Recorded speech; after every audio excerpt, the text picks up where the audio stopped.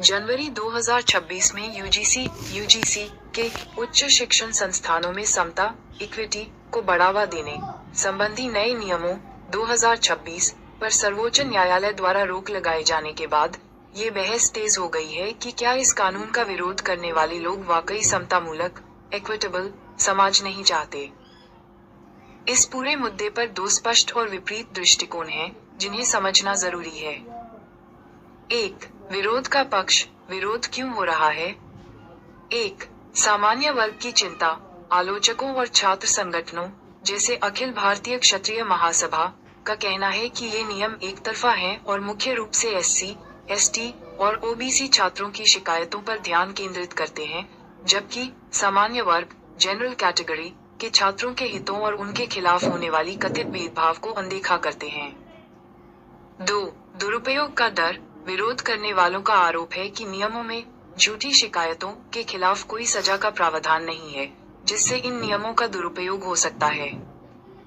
और 3. असमानता का तर्क। कुछ समूह का मानना है कि यह बिल समानता, इक्वालिटी के बजाय उल्टे भेदभाव, रिवर्स डिस्क्रिमिनेशन को बढ़ावा देगा और ये स्वयं को समतावादी मानते हैं। 2. समर्थन का पक्ष। समतामूलक समाज के लिए जरूरी। 1. संरचनात्मक भेदभाव को खत्म करना। समर्थकों का तर्क है कि उच्च शिक्षण संस्थानों में ऐतिहासिक रूप से वंचित वर्गों, एससी, एसटी, ओबीसी के खिलाफ भेदभाव की कई घटनाएं, जैसे रोहित वेमुला, पायल तड़वी मामले, सामने आ चुकी हैं, इसलिए कड़े कानून की जरूरत है। 2. अकेले समानता काफी नहीं। शिक्षाविदों का कहना है कि समानता, इक्वालिटी सबको एक जैसा मानना, और समता, इक्विटी जिसे जरूरत है उसे अधिक सहारा देना में अंतर है। 75% से अधिक वंचित वर्ग के छात्र भेदभाव का सामना करते हैं, जिसके लिए यह नियम जरूरी है। और 3. असंवैधानिक नहीं। समर्थकों का कहना है कि यह नियम संविधान के तहत ऐतिहासिक अन्याय को ठीक करने और वंचित समूहों के लिए एक सुरक्षित वातावरण बनाने के लिए है। सुप्रीम कोर्ट का दृष्टिकोण। सर्वोच्च न्यायालय ने इन नियमों को पूरी तरह से रद्द नहीं किया है, बल्कि उन पर स्टे, रोक लगाया है।